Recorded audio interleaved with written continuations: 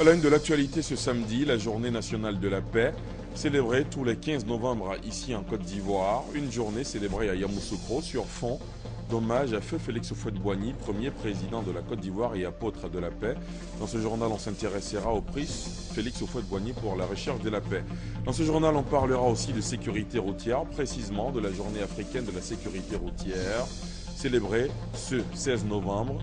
Le gouvernement ivoirien prévoit d'importantes réformes dans le secteur du transport routier.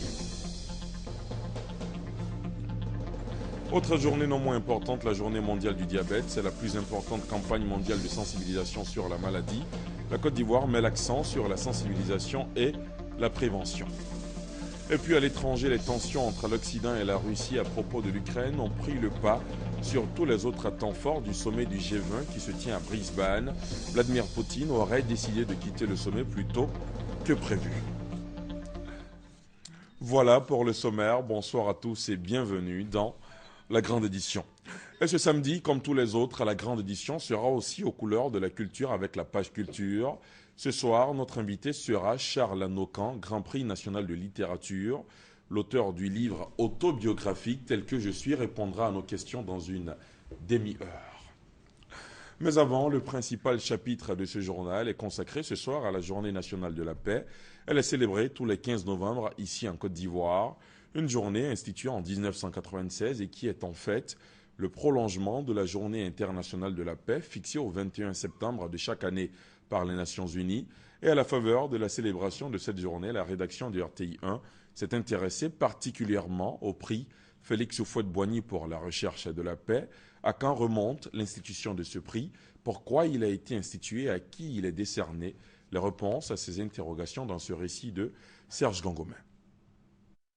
C'est en 1989 que l'UNESCO, l'Organisation des Nations Unies pour l'éducation, la science et la culture, a institué le prix Félix Houphouët-Boigny pour la recherche de la paix.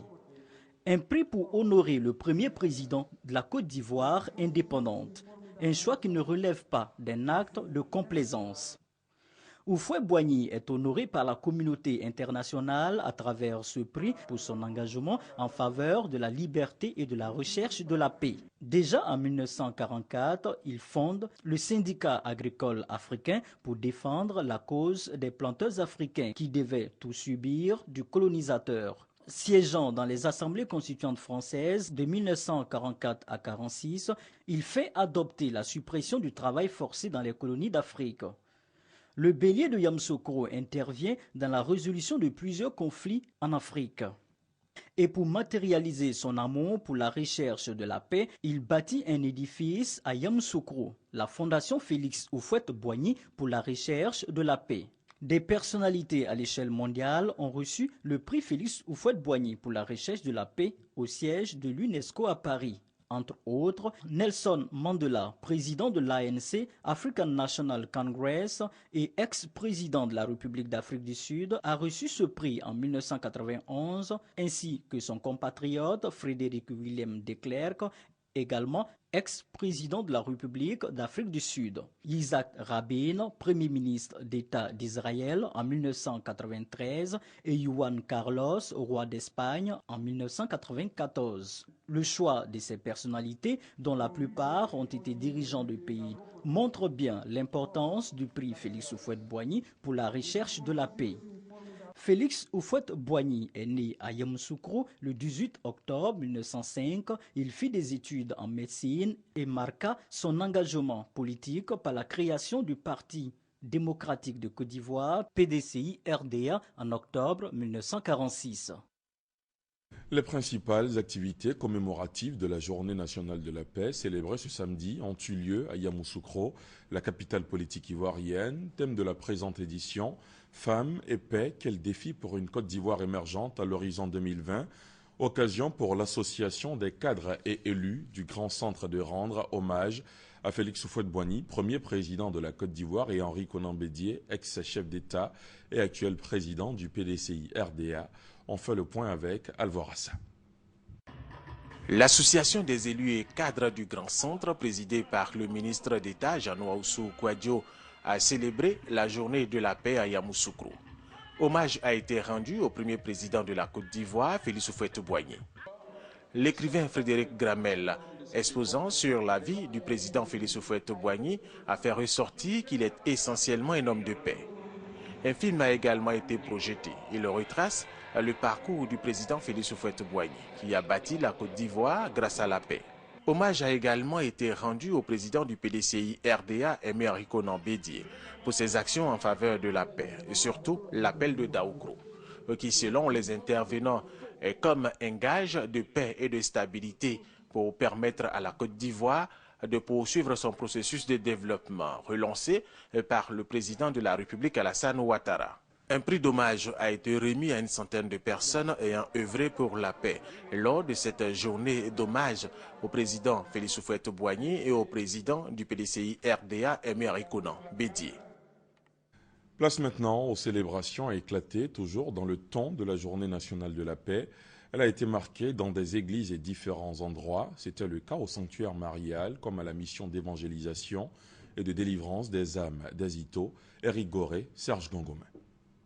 Instauré par le décret numéro 96-205 du 7 mars 1996. Le 15 novembre de chaque année est décrété jour férié, chômé et payé pour célébrer la paix. C'est donc la journée nationale de la paix. Au sanctuaire marial Notre-Dame d'Afrique, César Tekoubé, les chrétiens sont venus prier pour la Côte d'Ivoire. Même décor à la mission d'évangélisation et de délivrance des âmes. En ce lieu, musulmans et chrétiens ont prié ensemble. Il faudrait qu'il y ait des tolérances religieuse. À l'église, les vrais chrétiens sont en phase avec les vrais croyants musulmans. Nous venons de prier et nous continuons de prier.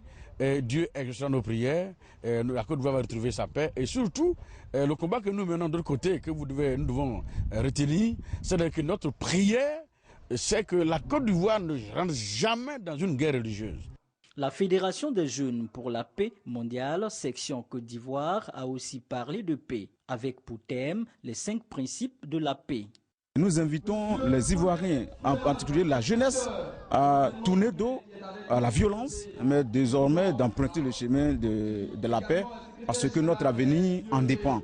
À la place CP1 de Yopougon, les femmes de l'ONG dénommée REC Femmes ont invité leurs sœurs musulmanes pour célébrer la paix. Moment de joie marqué par des prestations artistiques. La femme incarne la paix. Donc c'est la femme qui va éduquer son mari, qui va éduquer ses enfants à la paix. Ce vendredi 15 novembre, prière pour la Côte d'Ivoire et réconciliation entre filles et fils de ce pays étaient au centre des rencontres. Et pour ne pas rester en marge de la journée de la paix, la commune d'Atekoubé a initié ce samedi un panel autour du thème « La jeunesse ivoirienne face aux défis de la non-violence et de l'insertion sociale ». Patricia Oumouetia. La Côte d'Ivoire commémore la Journée nationale de la paix. Cette journée est consacrée au renforcement des idéaux de paix au sein des nations, des peuples et des familles.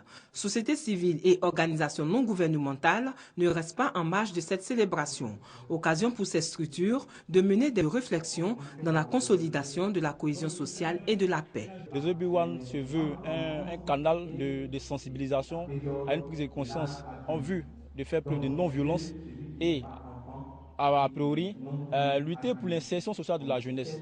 Nous commémorons ensemble la journée nationale pour la paix et nous invitons toute la jeunesse dans son ensemble à cultiver le dialogue, à se mettre ensemble pour rebâtir cette Côte d'Ivoire. Les responsables de ces structures entendent organiser des activités après cette journée afin de sensibiliser la jeunesse au processus de paix et de réconciliation. Et voilà ce qu'on pouvait dire pour l'instant sur la célébration de cette journée internationale de la paix. Dans ce journal, on parle aussi de sécurité routière, précisément de la journée africaine de la sécurité routière, célébrée tous les 16 novembre. Le gouvernement ivoirien, par la voix du ministre des Transports Gaoussou Touré, évoque d'importantes réformes dans le secteur du transport routier. Vous aurez l'occasion de suivre le reportage de Patricia Oumouetia dans peut-être cette édition. Les Ivoiriens sont familiers de bien de nouveaux services électroniques, entre autres services disponibles sur le marché de la monnaie électronique qui se développe dans le pays, le transfert d'argent, le paiement de factures. La plateforme de services financiers et commerciaux, Wari, veut permettre à tous d'avoir accès à ces services. La précision d'Adama Koné. Comment concilier besoin de services financiers et obstacles à l'accès aux établissements bancaires classiques? C'est la solution que la plateforme Wari entend apporter à une grande partie de la population. Le lancement des activités de cette structure en Côte d'Ivoire le 14 novembre dernier a aussi été l'occasion pour les responsables de préciser que la financiarisation de la population doit être inclusive. Pour la banque des locaux, elle tire beaucoup de profit d'être client de Wari. Déjà, elle n'a pas besoin d'être formellement d'avoir un compte. Elle peut avoir, à partir d'un point Wari, avoir accès au service Wari. L'argent qu'elle a, elle peut le déposer. La recette qu'elle a eue du matin, elle peut le déposer sur un compte Wari. Et ça va directement à la banque si elle a un compte bancaire, ou bien ça va directement dans le système Wari si elle n'a pas de compte formel. On lui crée un compte bancaire derrière. Cette sécurité, ce qui fait que ma recette elle est sécurisée. De deux, elle peut avoir accès à des services financiers. Elle a besoin de financer l'achat d'intrants pour son commerce. Et bien, à travers Wari et des partenaires Wari, elle aura la possibilité d'avoir accès à ces services financiers. Wari compte 1500 points de contact en Côte d'Ivoire et veut porter ce chiffre à 3000 avant la fin de cette année. On en vient à cette nouvelle qui pourrait réjouir les pêcheurs d'Assini Mafia, c'est à 80 km à l'est d'Abidjan. À la place de leur matériel traditionnel de pêche, ils pourront désormais pratiquer leurs activités avec du matériel moderne. Le donateur, le ministère des Ressources animales et halieutiques, ont fait le point avec Hamza Diaby. Les pêcheurs d'Assini Mafia, désormais équipés de filets maillon trémaille. Avec ce type de filet composé de 3 parties juxtaposées, ils pourront capturer céphalopodes, crustacés et poissons. Les pêcheurs ont bénéficié d'autres matériels et équipements de pêche. Un don fait par le projet Approche écosystémique des pêches des Nations Unies, en collaboration avec le ministère des Ressources animales et halieutiques. Le maillon trémaille peut être utilisé pendant toutes les saisons de l'année, car il a la possibilité d'être soit à la surface, soit au milieu des deux eaux, soit au fond de l'eau. Et donc, de par sa position, il capture les espèces qui passent sur son chemin. Le secteur de la pêche artisanale maritime a un niveau d'investissement relativement élevé et se pratique avec une équipe. Matériel de bureau, réhabilitation de plafond, de clôture, tout a été refait au groupe scolaire LP 1 et 2. C'est à 45 km au nord-est d'Abidjan. L'œuvre est de Mbaya Maferima Bamba, secrétaire national du RDR, chargé de la famille et de la protection de l'enfant. La remise officielle des clés de la nouvelle école à réhabiliter s'est faite ce vendredi en présence d'autorités religieuses, coutumières et administratives. On retrouve Hamza Diaby. C'était Noël avant l'heure pour les 800 élèves du groupe scolaire ALP 1 et 2. Ils ont vu leur établissement scolaire entièrement réhabilité par les bons soins de Mbaya Maferima Bamba, la secrétaire nationale du RDR, chargée de la famille et de la protection de l'enfant. Peinture, parquet, clôture, plafond entièrement refait, équipement en table-banc et matériel de bureau offert, le tout d'un montant d'environ 15 millions de francs CFA. La remise officielle des clés de l'établissement réhabilité s'est faite en présence des autorités administratives, coutumières, religieuses, avec une forte délégation du RDR, conduite par son secrétaire général adjoint, le professeur Lemassou Fofana. Les différents intervenants du jour ont loué l'esprit de civisme de la donatrice et de son parti, le RDR, qui par cet acte de générosité vient réaliser un pan de la politique chère au président Alassane Ouattara, celui d'investir dans le social. Ils ont en outre souhaité que le groupe scolaire ALP 1 et 2 et la maternelle La Colombe soient rebaptisés groupe scolaire Dominique Ouattara d'ALP. Les bénéficiaires, eux, ont promis prendre soin de leur école réhabilitée et obtenir de bons résultats scolaires. Je remercie Madame Mbaya Bamba Maferima d'avoir donné des cadeaux à tout le monde. Et nous devons bien travailler en classe. Pour Mbaya Maferima Bamba, elle se devait d'agir face aux besoins des enfants du groupe scolaire ALP 1 et 2. Notre ambition à travers cette œuvre est de permettre aux élèves et bien sûr au personnel enseignant de travailler dans un environnement plus sain et beaucoup mieux adapté à la transmission et à l'acquisition du savoir. Mbaya Maferima Bamba a remis ensuite des vivres et des non-vivres au personnel et à la cantine de cet établissement de 12 classes créé dans les années 1950. Je vous propose maintenant d'aller à la découverte de ce reportage qui concerne la santé. On parle de la journée mondiale du diabète avec Doigt de Laser. Au sujet de cette journée, la Côte d'Ivoire a décidé de mettre l'accent sur la sensibilisation et la prévention. Depuis plus d'un mois, Jacques Cablan, résident à Tahabo, ville située à 235 km d'Abidjan, sans des complications au niveau de sa santé. Il présente des signes du diabète, une maladie qui se manifeste par l'augmentation du taux de glycémie dans le sang. Pour le moment, il y a un peu de vision, je ne vois pas bien. Voilà. Il pourrait pisser au moins 10 fois avant. Pour le moment, pourquoi on annonce que c'est diabète, je ne vais pas savoir parce que c'est mon taux de sucre qui est monté. Comme Jacques Cablan, plus de 50 000 Ivoiriens souffrent de cette maladie, souvent appelée tueuse silencieuse dans le milieu médical. Pour vaincre le diabète, plusieurs actions de sensibilisation et de prévention sont entreprises en Côte d'Ivoire. Le programme national de lutte contre les maladies métaboliques a offert, à l'occasion de la journée mondiale du diabète célébrée ce vendredi 14 novembre, plusieurs lots de glycomètres et d'insuline aux enfants diabétiques du centre SOS d'Abobo. Cette 23e édition de la journée mondiale du diabète, qui a pour thème vie saine et diabète, a pour slogan une alimentation saine commence par le petit déjeuner. Et ce qui est important ici, c'est tous les moyens qu'on peut mettre en œuvre pour l'éviter.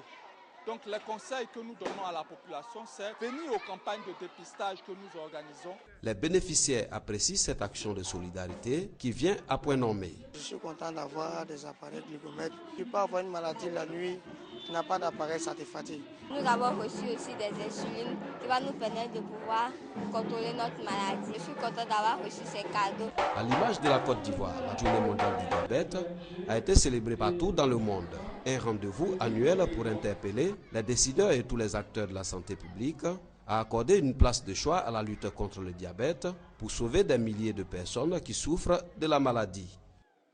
Je vous le disais en titre, à l'étranger, les tensions entre l'Occident et la Russie à propos de l'Ukraine ont pris le pas sur tous les autres temps forts du sommet du G20 qui se tient à Brisbane. Vladimir Poutine aurait même décidé de quitter le sommet plus tôt que prévu. Malgré la douceur australe, le sommet du G20 à Brisbane a des relents de guerre froide, comme au temps des affrontements Est-Ouest. La Grande-Bretagne et l'Australie ont dénoncé le déploiement de navires de guerre russes au large de l'Australie, alors que le président Poutine est l'invité du sommet. Poutine n'est pas le bienvenu en Australie. Les Australiens s'inquiètent de l'environnement et de la surexploitation des matières premières. L'ordre du jour du G20, c'est la croissance. Ils veulent augmenter la croissance pour qu'elle revienne au niveau d'avant la crise financière mondiale. Ce n'est pas tenable. Nos ressources sont limitées. Nous ne pouvons pas continuer comme cela indéfiniment. Autre accro, cette fois-ci avec la France, Vladimir Poutine a appelé samedi son homologue François Hollande à minimiser les risques et les conséquences négatives à propos de la livraison du navire du type Mistral commandé et payé par la Russie. Nous ne devons pas souffrir plus longtemps des turbulences qui existent et nous avons un devoir, nous avons d'ailleurs rempli ensemble déjà le 6 juin, c'est de régler les crises qui se produisent en Ukraine et ailleurs dans le monde, là où nous avons des responsabilités. Autre souci, le climat pour les chefs d'État et de gouvernement présents à Brisbane. L'Australie était sous pression pour muscler les actions contre le réchauffement climatique après l'accord surprise sino-américain. Les deux pays les plus pollueurs invitant les autres puissances économiques à prendre des engagements en ce sens. Les dirigeants présents au G20 ont promis de faire leur possible pour éradiquer l'épidémie d'Ebola, une annonce accueillie en demi-teinte par les ONG. Les Nations Unies disaient qu'on avait une fenêtre de tir de 60 jours sur place pour réunir les ressources nécessaires afin de contenir le virus Ebola. Il ne reste plus que 15 jours avant que cette fenêtre se referme. Il y a urgence. Selon Oxfam, plus de la moitié des membres du G20 n'ont pas fourni leur part en termes de participation financière pour lutter contre Ebola. Le secrétaire général des Nations Unies, Ban Ki-moon, a appelé les membres du G20 à intensifier leur soutien aux pays affectés par le virus. Critiqué de toutes parts, Poutine a quitté Brisbane. La journée africaine de la sécurité routière est célébrée ce 16 novembre. Le gouvernement ivoirien, par la voix du ministre des Transports Gaoussou Touré, évoque d'importantes réformes dans le secteur du transport routier. On voit cela avec Patricia Oumouetia. Troisième dimanche du mois de novembre, date retenue pour célébrer la journée africaine de la sécurité routière. En moyenne, 600 décès et 13 000 blessés chaque année dans notre pays. Occasion pour le gouvernement ivoirien d'interpeller les citoyens. En agissant sur des facteurs tels que la vitesse excessive, le téléphone au volant, l'utilisation de la ceinture de sécurité, le port du casque, la conduite en état d'ivresse, l'état mécanique des véhicules et l'état des infrastructures routières, la signalisation adéquate des véhicules immobilisés sur la voie publique pour cause de panne ou d'accident, il est possible de faire l'économie de nombreuses vies humaines et d'importantes ressources financières. Résolu à jouer pleinement son rôle dans cette lutte, le ministre des Transports met en œuvre une importante réforme du secteur du transport routier. Le gouvernement a pris et continuera de prendre des initiatives et des mesures appropriées en la matière. La réforme du permis de conduire en cours, la modernisation des équipements de contrôle de la vitesse, la professionnalisation du métier de conducteur. La journée africaine de la sécurité routière est décrétée par la conférence des ministres africains des transports. Il n'y a pas qu'à Yamoussoukro qu'on a célébré cette journée de promotion de la paix, la journée nationale de la paix donc. La ville de Bonois a également mis ce samedi ses pendules à l'heure de la paix. L'activité a été initiée par le Programme national de cohésion sociale PNCS, appuyé du ministre d'État, ministre du Plan et du Développement, Gabriel Zani. C'est à Bonois que le PNCS, le Programme national de cohésion sociale, a décidé de célébrer la paix ce samedi 15 novembre.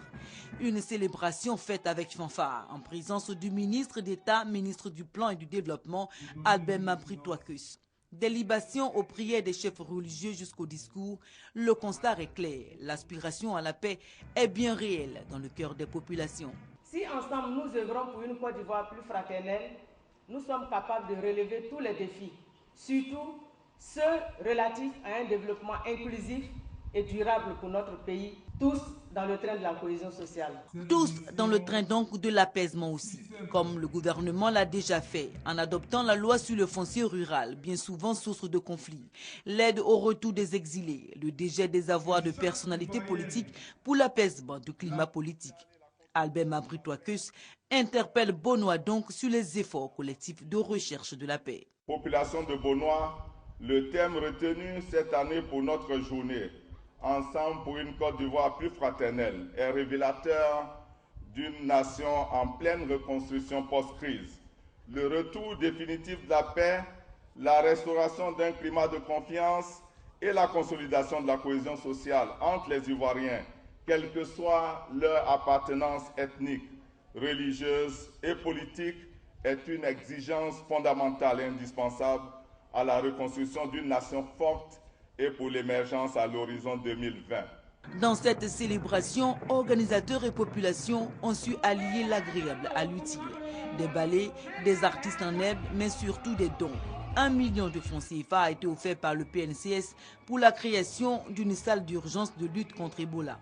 Avec le planting d'arbres pour la paix, Bonois est devenu désormais la deuxième commune symbole de la paix après Yamoussoukro. Les femmes, dans leur diversité, ont accordé un point d'honneur à la Journée nationale de la paix. Elles se sont retrouvées sur initiative du ministère de la Solidarité, de la Famille, de la Femme et de l'Enfant. Les femmes, les mères, les filles ont été invitées à s'approprier le processus de réconciliation et de consolidation de la paix dans le pays. Hassan Khan, Alvorassa. Femmes et paix, quel défi pour une Côte d'Ivoire émergente à l'horizon 2020. Et c'est autour de ce thème que les femmes, dans leur ensemble, ont commémoré la Journée nationale de la paix à Yamoussoukro. Une initiative du ministère de la Solidarité, de la Famille, de la Femme et de l'Enfant. Pendant 2 jours, ces femmes d'horizons divers ont réfléchi sur les dispositions à prendre afin que les femmes ivoiriennes apportent leur contribution au processus de paix et à la réconciliation en Côte d'Ivoire. L'objectif, c'était de nous faire comprendre que nous avons aussi un rôle à jouer au sein du processus de réconciliation nationale et de retour à la paix dans notre pays. Nous avons eu des travaux en commission pour réfléchir sur la participation des femmes à la reconstruction et à une paix durable en Côte d'Ivoire. Pour la ministre de la Solidarité, de la Famille, de la Femme et de l'Enfant, Anne-Désirée Ouloto, cette journée est importante à plus d'un titre. Pour les femmes de Côte d'Ivoire, cette journée est également un grand moment de réflexion, un moment de bilan pour savoir quelle est la situation de la femme par rapport à la paix et quel doit être notre engagement quant au maintien de la paix et à la prévention des conflits, quand on sait la situation que nous avons connue dans notre pays depuis plus de 10 ans aujourd'hui. Le bilan est que la femme doit immédiatement se réapproprier ce concept de la paix. La veille de cette journée, une prière a été organisée à la basilique Notre-Dame de la Paix de Yamoussoukro par les femmes des différentes communautés chrétiennes et musulmanes. Elles ont prié pour la paix en Côte d'Ivoire. On le sait, depuis 24 heures, ce sera la Guinée équatoriale qui organisera la Coupe d'Afrique des Nations en 2015. Ce sera du 17 janvier au 8 février prochain en remplacement du Maroc. Déjà, dans le pays, les opérateurs économiques se frottent les mains. Reportage. Préparer un tel événement en 2 mois, un vrai défi. Mais la Guinée équatoriale a les moyens grâce à l'argent du pétrole. Elle a aussi déjà certaines infrastructures, routes, aéroports, hôtels, construits pour la CAN 2012. Alors cette nouvelle Coupe d'Afrique des Nations tombée du ciel, c'est une aubaine inespérée pour les opérateurs économiques du pays. Ça va nous apporter beaucoup de retombées économiques, d'opportunités, de touristes et beaucoup plus de gens vont connaître notre pays. Tout bien sûr ne sera pas aux normes requises pour une telle compétition. Mais l'essentiel, c'est que la CAN soit sauvée, se félicite une confédération africaine de football éperdue de gratitude envers le président équato-guinéen. Nous le remercions et nous lui disons que nous ferons tout, j'ai dit tout, pour lui retourner vraiment cette gentillesse qu'il nous a témoignée en organisant efficacement cette CAN afin que son pays puisse en tirer profit aussi. Et pour le président Obiang Nguema, c'est déjà tout bénéfice. Au pouvoir depuis 27 ans, critiqué pour ses dérives autocratiques, il apparaît en sauveur. Ironie supplémentaire, son équipe nationale, ici en blanc, est à présent sélectionnée d'office à la CAN. Elle avait pourtant été disqualifiée aux éliminatoires pour avoir présenté un joueur d'une autre nationalité.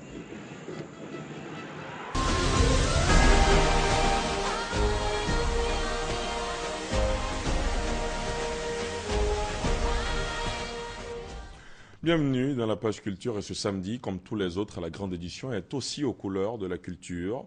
Ce soir, notre invité est Charles Nokan, Grand Prix national de littérature. On aura l'occasion certainement d'échanger avec lui. Mais avant, on s'intéresse au chef du peuple Akwe de Yamoussoukro, Nana Mbouani Ndri, qui est allé à la rencontre de Nana Agnini Bilé II, président du Conseil des rois et chefs traditionnels de Côte d'Ivoire. Au centre des échanges, le point de l'évolution de son canton, la fête et la politique de paix et de développement, nous dit Mamadou Kouassi. Une visite sur fond d'alliance des populations baoulées dans un royaume Agni. Nana Mbouani Ndri III, chef du canton Akwe, chez Nana Agnini Bilé II, roi du Djuablin et par ailleurs président du Conseil des rois et chefs traditionnels de Côte d'Ivoire. La délégation de Yamoussoukro est venue apporter son soutien à la célébration de la fête de l'Ignam à Agnini Bilé II et présenter par ailleurs au roi du Djuablin les fêtes de nouvel an du peuple Akwe. Un peuple allié au royaume du Djuablin du fait de l'histoire du peuple Akan. Lundi 3, nous l'avons présenté officiellement à la population. Nous avons jugé bon de venir voir Sa Majesté, qui est le président du Conseil des rois et chefs traditionnels de Côte d'Ivoire, pour pouvoir lui présenter notre chef de canton. Son nom de règne, Nana Mbouani Ndri III, et de son nom à l'état civil, Augustin Aboulaye Kiam Oufouet. Une démarche saluée par le royaume Djuablin. Nana Agnini Bilé II, à travers son porte-parole, a souhaité que de telles initiatives se reproduisent entre les différents peuples de Côte d'Ivoire pour renforcer davantage la cohésion et la paix. Cette rencontre a permis de faire de Nana Mbouani Ndri III membre officiel du Conseil des rois et chefs traditionnels de Côte d'Ivoire. Il aura pour mission de contribuer à l'effort de paix et de développement, leitmotiv des rois et chefs traditionnels de Côte d'Ivoire. Du vendredi au dimanche 16 novembre prochain, la FENITOURSI, Fédération nationale de l'industrie touristique de Côte d'Ivoire, est en activité dans la ville de Dabou. Cette organisation, qui œuvre pour la promotion du tourisme culturel et gastronomique en Côte d'Ivoire, va à la découverte des sites touristiques des villages Adjoukrou et les mets traditionnels de ce peuple. Douadé Laser. Après la première édition du concept Les Merveilles de Côte d'Ivoire à Daloa en 2013, la Fédération nationale de l'industrie touristique de Côte d'Ivoire, FENITOURSI, dépose ses valises cette année dans la ville de Dabou. Cette organisation de promotion du tourisme ivoirien vient découvrir les potentialités culturelles et les mets traditionnels du peuple Adjoukrou en vue de les faire connaître aux visiteurs ivoiriens et internationaux. Bassam a les mêmes potentialités que Dabou. Malheureusement, les potentialités touristiques et culturelles de Dabou sont méconnues.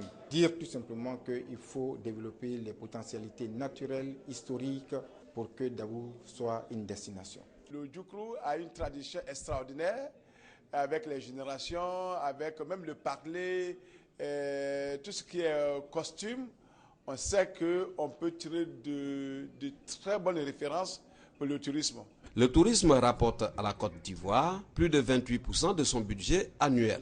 Selon les professionnels du tourisme ivoirien, le secteur est considéré comme le levier essentiel du développement des peuples et il a donc besoin d'être soutenu. Le secteur du tourisme a engagé comme investissement près de 77 milliards de francs CFA.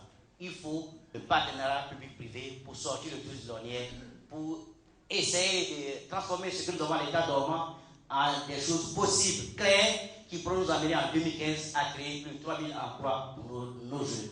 La visite des sites touristiques dans les villages Adjoukrou, des conférences-débats entre experts et acteurs du tourisme ivoirien et un giga-concert prévu pour le samedi 15 novembre sont entre autres les activités inscrites au programme de FENITOURSI pendant les 3 jours dans la ville de Dabou. Il sera question de promotion de la paix à la 4e édition du Festica. Le Festica, c'est le Festival culturel et des arts d'Abobo qui aura lieu à partir du 29 novembre prochain. L'annonce a été faite au cours d'une conférence de presse animée par l'initiateur de ce festival.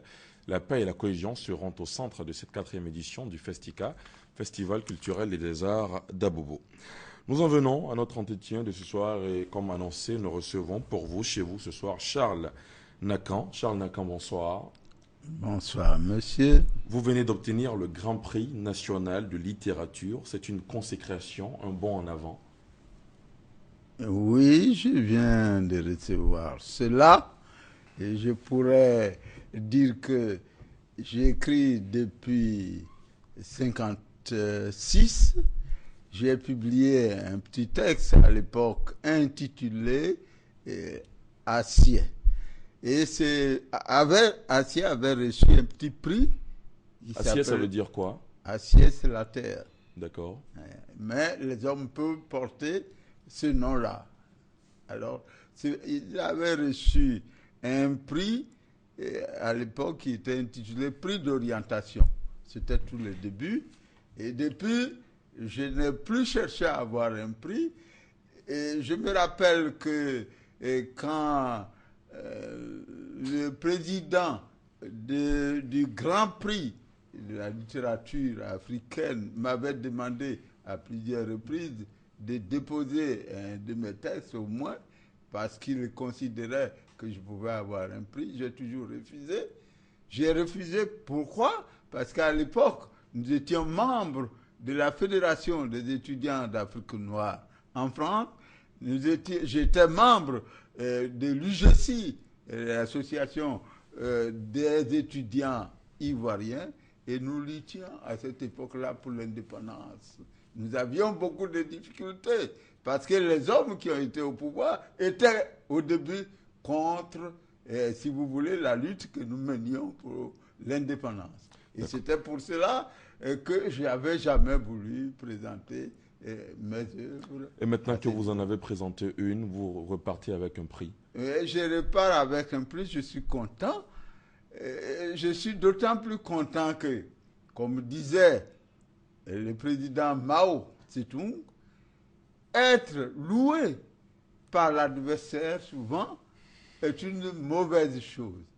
Mauvaise chose Parce que lorsque on commence à vous louer, surtout que l'adversaire commence à vous louer, c'est que vous empruntez en ce moment-là une mauvaise voie. Et nous ne voulions pas, nous, emprunter cette voie-là. D'accord. Voilà, et nous avons continué. Alors, vous avez été désigné pour votre œuvre autobiographique « Tel que je suis ». Oui. Quelles sont les grandes lignes de « Tel que je suis » ? Tel que je suis retrace mon enfance, mon adolescence et mon séjour en France où j'ai fait toutes mes études secondaires et après mes études supérieures. Voilà ce que je peux vous dire. Et pourquoi pensez-vous que le jury a porté son choix sur « Tel que je suis » pour ce prix, ce grand prix de littérature? Oui, parce que... Qu'est-ce qui a marqué le jury? Je ne sais pas, c'est le jury lui-même qui pourrait vous dire. Mais dans la mesure où les membres du jury ne sont pas des adversaires, c'est pour cela, du reste, que j'accepte le prix. Ne sont pas des adversaires, ce sont des frères, des sœurs. Ce prix-là m'a donc apporté un plaisir immense.